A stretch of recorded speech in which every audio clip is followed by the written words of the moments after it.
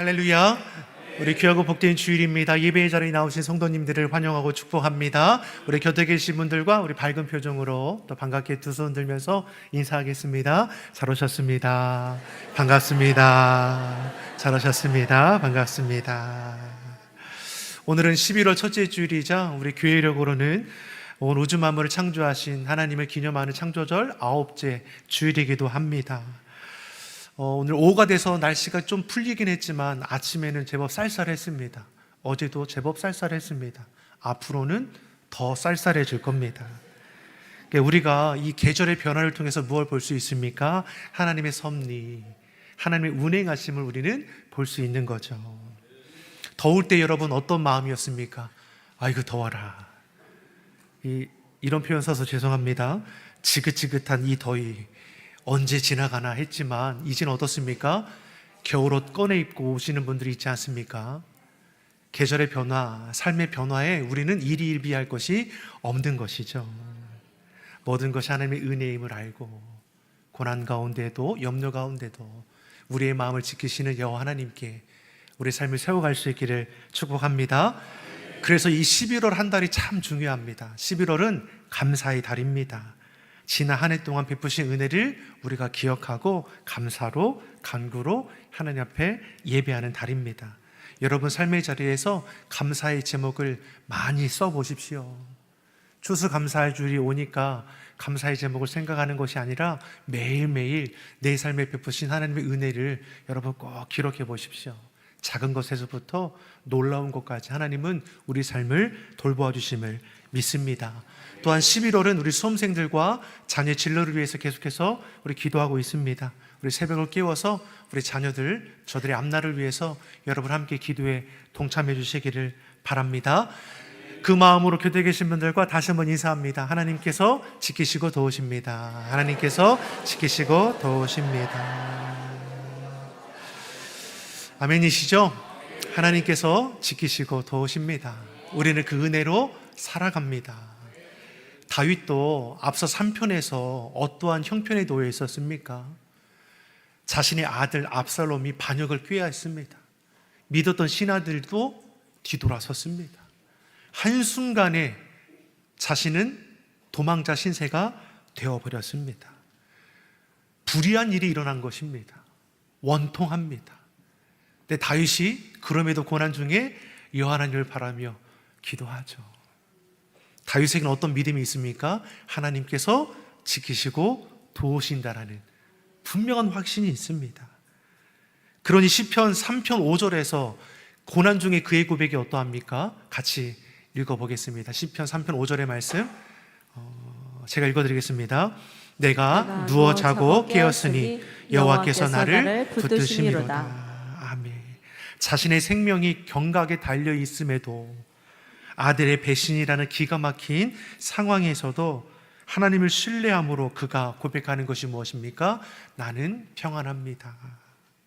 내가 누워 자고 깨는 것이 하나님의 은혜입니다. 고백하는 것이죠. 도망자가 어떻게 편하게 쉬고 잠을 청할 수 있겠습니까? 하지만 다윗은 주님 안에 그러합니다라고 고백하는 것이죠. 다시 말해 마음의 평안은 환경이 주는 것이 아니라는 것을 알 수 있습니다. 믿음은, 하나님을 향한 우리의 견고한 믿음은 어떠한 형편과 상황 가운데서도 두렵지 않게 합니다. 우리의 믿음이 오늘 본문의 다윗처럼 형편과 상황에 휘둘리지 않는 견고한 믿음이 되기를 예수님의 이름으로 축복합니다. 지키고 도우신 하나님의 그 은혜를 내가 알고 그 은혜를 붙들고 살아간다면 고난 가운데서도 평안할 수 있습니다. 어떤 폭풍이 내 삶에 몰아친다 하더라도 이것이 나를 휩쓸려 가지 못합니다. 오히려 다윗은 담대하게 승리를 선포하지 않습니까? 불의한 자들이 하나님께서 저들을 끊어낼 거라는 것이죠. 여전히 자신은 도망자 신세입니다. 대적들은 자신을 죽이려고 쫓아오고 있습니다. 그럼에도 그는 어떻게 고백합니까? 하나님께서 승리케 하실 거라는 거죠. 이것이 세상을 살아가는 그리스도인들의 자세가 되어야 합니다. 하나님이 우리와 함께 하시니 불의는 떠나가게 될 줄 믿습니다. 자신의 백성을 지켜주시고 보호하여 주시고 동행하여 주심으로 믿음의 선포, 승리의 봉포를 실제가 되게 하실 줄 믿습니다. 이어서 오늘 사편의 말씀도 이어지는 말씀입니다. 고난의 과정은 똑같습니다. 하지만 그는 어떠합니까? 고난 중에도 여호와 하나님을 바라며 기도하고 있습니다. 1절의 말씀입니다. 무엇을 위해 기도합니까? 같이 보겠습니다. 내 의의 하나님이여, 내가 부를 때에 응답하소서. 곤란 중에 나를 너그럽게 하셨사오니 내게 은혜를 베푸사 나의 기도를 들으소서. 다윗에게 하나님은 어떤 하나님입니까? 의의 하나님. 하나님은 어떤 하나님입니까? 의로우신 하나님. 다윗은 불의한 상황 가운데에 의로우신 하나님께 기도합니다. 압살롬과 신하들의 반역으로 인해 한순간에 도망자 신세가 되었습니다. 불의한 일을 당한 것입니다.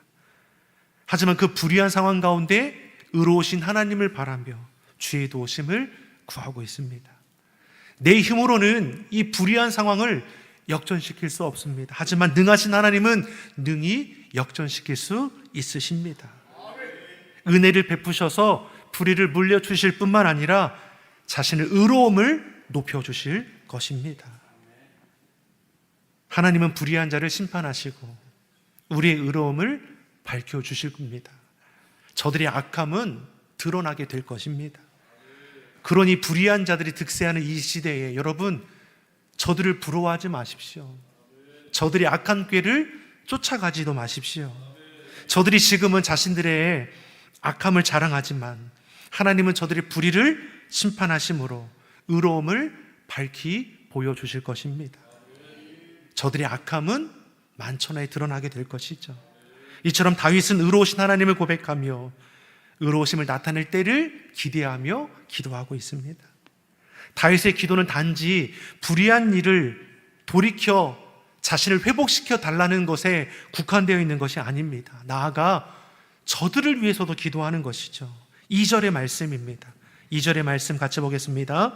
인생들아 어느 때까지 나의 영광을 바꾸어 욕되게 하며 헛된 일을 좋아하고 거짓을 구하려는가. 아멘. 여기서 인생들은 다윗을 대적하여 반역을 일으킨 압살롬 신하들도 포함되는 것이고 저들 가운데 동조하는 어리석은 백성들도 마찬가지입니다. 어찌 하나님의 택한 자들이 하나님의 영광을 욕되게 하며 헛된 일을 좋아하는가? 어찌 거짓된 일을 따라가고 있는가? 정직하지 못한 방법으로 권세를 취하고 죄물을 취하고 영광을 취한들 그것이 무슨 유익이 되겠는가? 반역에 성공한들 그 영광이 얼마나 가겠습니까? 반역자들의 괴계에 백성들이 거짓된 것을 따라간들 거둘 수 있는 것이 무엇이겠습니까? 아침 안개와 같을 뿐인 것이죠. 해가 비치면 이내 사라져버릴 허사입니다. 하나님의 뜻이 어디에 있습니까? 다윗에게 있습니다. 다윗은 하나님께 기름 부음 받은 자이죠. 그 후계가 어디에 있습니까? 솔로몬에게 있습니다. 분명한 하나님의 뜻이 저들 가운데 있음에도 불구하고 죄된 고집과 욕심은 하나님의 그 뜻을 거절하여 헛된 곳으로 나아가게 만드는 것이죠. 잠언 16장 9절에서 이렇게 우리에게 말씀합니다. 같이 보겠습니다. 사람이 마음으로 자기 길을 계획할지라도 그의 걸음을 인도하시는 이는 여호와시니라. 아멘. 사람이 마음으로 계획을 합니다. 우리 모두 다 계획하죠. 하지만 성경은 우리에게 분명히 알게 하죠. 그 걸음을 인도하시는 분이 누구냐? 너 인생길을 주관하시는 분이 누구냐? 하나님이시다. 우리가 계획한들 그것이 하나님 앞에 기쁨이 되지 못하면 그것에 통해 거두는 풍성함이 있어도 그것이 무슨 유익이 되겠느냐? 무엇이 우선인지를 우리에게 분명히 말씀하는 것이죠. 압살롬이 아버지의 신하들을 꾀어서 반역을 꾀했습니다. 그러면 왕의 자리를 차지할 줄 알았습니다. 실제로 자신들이 계획한 기습작전이 성공해서 아버지는 쫓겨가고 있습니다. 하나님의 뜻은 거절하고 헛된 일을 좋아하고 거짓을 꾸밈을 통하여 자신들이 득세하는 줄 알았지만 그 끝이 무엇입니까? 패망밖에 없었습니다. 잠깐의 득세함에 취해서 바르게 분별하지 못하는 것이죠. 자꾸만 자신의 고집과 욕심에 붙들려 헛된 길로 나아갑니다. 그러면서 일시적인 달콤함이 마치 영원할 것처럼 붙드는 것이죠. 그런데 그 모든 것이 허사라는 것을 오래 지나지 않아 깨닫게 될 것입니다. 이스라엘 초대왕은 사울입니다. 사울왕이 처음에는 하나님 말씀에 순종했습니다. 어느 순간부터 어떻습니까? 변질되어서 하나님 말씀은 거절하고 자신의 욕심을 붙들기 시작합니다. 그러자 하나님께서는 저를 마음에 버리시고 기름 다시금 다윗을 세워 하나님의 뜻을 이루어가기로 하시는 것이죠.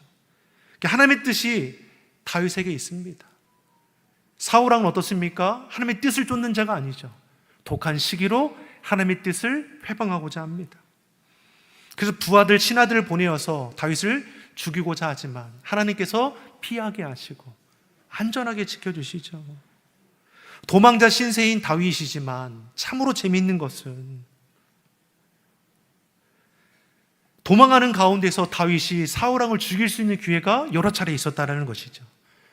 다윗의 부하들은 이러한 상황 가운데 뭐라고 말합니까? 우리를 괴롭게 하는 사울왕을 죽을 기회가 이렇게 찾아온 것이 하나님의 뜻이 아니겠습니까? 저를 죽입시다. 이것이 하나님의 뜻입니까? 아니면 부하들의 생각입니까? 부하들의 생각이죠. 하나님은 다윗은 하나님의 뜻을 쫓죠. 저들에게 뭐라고 말합니까? 하나님의 기름 부음을 받은 자를 죽일 수 없는 것이죠. 하나님께서 하나님의 뜻 가운데 행하실 것이라 말합니다. 우리는 무슨 일을 하든지 하나님보다 앞서지 않는 것이 하나님의 뜻을 구하는 자가 되어야 할 줄 믿습니다. 이 같은 자를 3절 말씀에 경건한 자라고 했습니다. 하나님은 이 같은 자를 택하여 쓰신다라는 것이죠. 하나님은 어떤 자를 택하여 쓰십니까? 경건한 자입니다. 한번 따라하겠습니다. 경건한 자. 하나님을 경외하는 자. 하나님을 인정하는 자이죠. 이 사회는 사람을 뽑을 때 주로 무엇을 보고 뽑습니까? 그 사람의 외적인 조건을 보고 뽑습니다. 출신은 어디인지, 능력은 어떠한지. 하지만 하나님의 선택 기준은 이 사회 기준과는 다르죠. 이 사회가 외적인 조건을 보고 있다면 하나님은 우리의 내면, 중심을 보시죠. 이것을 잘 보여주는 것이 하나님께서 다윗을 기름 부어 택하는 상황입니다. 사울왕이 교만하여 불순종하니 하나님이 그를 버리셨습니다. 그리고 사무엘 선지자를 이새의 집으로 보내어서 그 아들들 중에 기름 부을 자를 택하라고 했습니다. 다시 말해 이새의 아들들 중에 하나님께서 기름 부어 세울 왕의 제목이 있다라는 것이죠. 사무엘 선지자가 이새의 집에 찾아갑니다. 하나님이 찾으시는 기름 부을 자가 누군지를 선보게 되는 것이죠. 먼저 이새의 맏아들 엘리압을 보니 그 용모와 신장을 보면서 마음에 감동이 되었습니다. 와, 왕이 될 상이다 라는 생각이 들어온 것이죠. 그때 하나님께서 그 마음에 뭐라고 하십니까? 사무엘상 16장 7절의 말씀입니다. 같이 한번 보겠습니다. 내가 보는 것은 사람과 같지 아니하니 사람은 외모를 보거니와 나 여호와는 중심을 보느니라 하시더라. 엘리압을 보고 둘째 아들도 마찬가지입니다. 셋째 아들도 마찬가지입니다. 그 용모와 신장을 보며 그 마음에 왕이 될 사람인가 보다 생각이 계속해서 일어나는 거죠. 이것은 하나님의 뜻입니까? 사무엘의 생각입니까? 사무엘의 생각이죠. 저에게 하나님께서 밝히 말씀하는 겁니다. 내가 보는 것은 사람과 같지 않다. 너희는 외모를 보지만 나는 중심을 본다. 그렇게 해서 택함 받은 자가 소년 다윗입니다. 인간적인 기준으로 보면 이새의 장자였던 엘리압이 왕이 되는 것이 옳습니다. 그에 비하면 다윗은 사람들이 보기에 왕의 제목이라 생각할 수 없을 정도로 보잘것이 없었습니다. 오죽하였으면 사무엘이 이새의 아들들을 불러 모았을 때 다윗은 그 자리에조차 없었습니다. 그런데 중심을 보신 하나님 앞에 택함 받은 자는 누구입니까? 하나님 앞에 경건한 다윗이었습니다. 그가 하나님 앞에 경유함으로 경건함이 나타난 때가 언제인 줄 아십니까? 블레셋의 침공으로 이스라엘 군사들이 어려움을 겪을 때입니다. 누구도 골리앗의 위세에 눌려 두려움에 떨면서 하나님의 이름을 모욕하는 저 장수 앞에 누구도 나서지 못했습니다. 마침 아버지의 심부름으로 형제들을 만나기 위해 이 다윗이 전쟁터에 오지 않았습니까?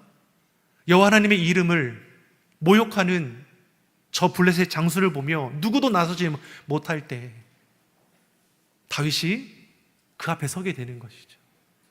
다윗이 선포하는 것이 무엇입니까? 너는 칼과 단창으로 내게 다가오지만 나는 만군의 여호와의 이름으로 나아간다. 그 중심이 어디에 있는지가 보이지 않습니까? 이처럼 하나님은 외적인 조건이 출중한 자를 찾는 것이 아니라 내적인 조건, 경건한 자를 택하여 쓰십니다. 사람의 일은 사람이 합니다. 그래서 외적인 조건이 중요합니다. 그러나 하나님의 일은 하나님께서 하십니다. 그러기에 하나님의 뜻을 헤아리고 순종할 줄 아는 경건한 자를 부르시는 것이죠. 다시 말해 그 외적인 모든 것들은 하나님이 채워주실 수 있는 겁니다. 3절 하반절에 내가 그를 부를 때에 여호와께서 들으시로다. 경건한 자의 부르짖음을 하나님 들으십니다. 저의 필요에 응답해 주시는 것이죠. 이처럼 다윗은 쫓기는 상황에서도 하나님을 의지하고 주의 도심을 찾습니다. 무엇보다 고난 중에도 불의한 일을 행하며 헛된 일을 행하는 저들을 위해서도 기도하기를 쉬지 않습니다. 4절과 5절의 말씀입니다. 같이 읽어보겠습니다. 너희는 떨며 범죄하지 말지어다. 자리에 누워 심중에 말하고 잠잠할지어다. 의의 제사를 드리고 여호와를 의지할지어다. 아멘. 지금 다윗은 불의한 자들로 인해 쫓기는 신세입니다. 억울하고 원통합니다. 그럼에도 저들을 위해서 기도하죠. 일시적인 악인들의 득세가 얼마나 가겠느냐. 속히 거짓된 것을 끊어내라는 겁니다. 너희는 떨며 범죄하지 말지어다. 잠잠할지어다. 죄된 자리를 돌이켜 의의 제사를 드리고 여호와를 의지할지어다. 다윗은 분을 내어도 시원찮을 판에 도리어 어리석은 저들을 위해서 중보하고 기도합니다. 불의를 거절하고 의의 예배를 드리며 죄된 고집과 욕심이 아니라 하나님을 의지하라는 것이죠. 불의가 득세하면 사람들은 이렇게 말하죠. 6절 상반절처럼 우리에게 선을 보일 자가 누구냐. 이 말은 하나님이 어디에 있냐라는 거 아닙니까? 선을 행하시는 하나님이 정말 살아계시다면 어찌 세상이 이렇게 악해질 수 있는 것이냐. 세상 꼴이 이 모양인 것이 하나님이 살아계시면 합당한 것이냐. 불의가 득세하면 사람들이 묻는 겁니다. 우리에게 선을 보일 자 누구냐. 이 같은 무리들을 향해 다윗이 선포하는 것이 무엇입니까? 6절 하반절이죠. 여호와의 주의 얼굴을 들어 우리에게 비추소서.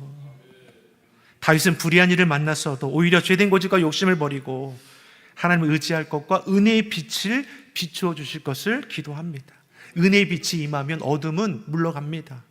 죄악된 생각과 고집, 악한 사단의 괴계는 떠나가게 됩니다. 이처럼 다윗은 고난 중에도 여호와 하나님을 바라며 주의 은혜의 빛을 구하고 있습니다. 그러니 그 마음이 어떠합니까?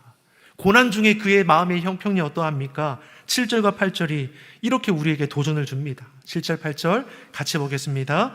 주께서 내 마음에 두신 기쁨은 그들의 곡식과 새 포도주가 풍성할 때보다 더하니이다.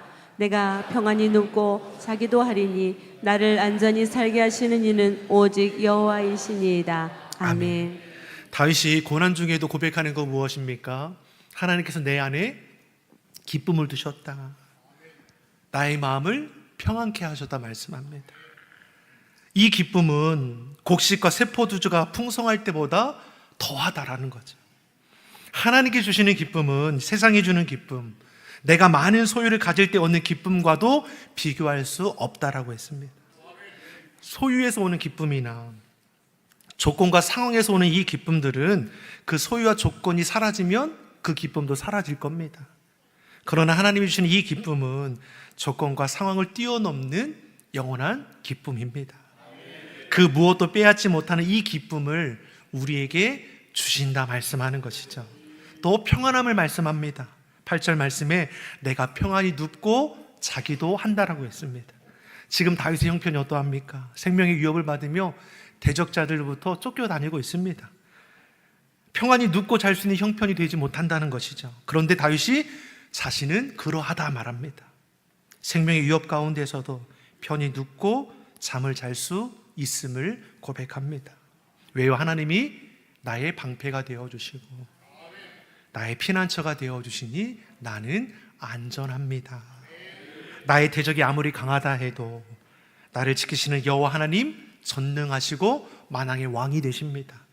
내가 부딪히는 문제가 아무리 크다 해도 우리 하나님은 온 우주 만물을 주관하시고 다스리십니다. 바로 그 하나님께서 우리의 목자가 되시고 우리의 아버지가 되시니 나는 두렵지 않습니다. 고난 중에도 하나님이 주시는 기쁨, 평안 가운데 안전합니다. 우리 삶의 자리가 그러하기를 예수님의 이름으로 축원합니다. 불의한 이 세상 속에서 믿음의 눈을 들어 의로우신 주님을 바라보기를 원합니다. 어떤 상황에서도 형편에서도 우리 삶을 기쁨과 평안으로 이끌어 가시며 종국에 승리케 하시는 그 은혜 가운데 우리 삶을 세워가기를 예수님의 이름으로 축원합니다. 기도하겠습니다. 사랑의 하나님 아버지, 불의한 이 세상 속에서 의로우신 주님을 바라보게 하여 주시옵소서. 그 어떠한 문제와 어려움을 만날지라도 지키고 도우신 하나님을 신뢰함으로 능히 깨어 기도하게 하여 주시옵소서. 염려와 걱정은 떠나가게 하시고 참된 기쁨과 평안이 우리 삶에 충만하게 하여 주시옵소서. 감사드리며 예수님의 이름으로 기도드립니다. 아멘.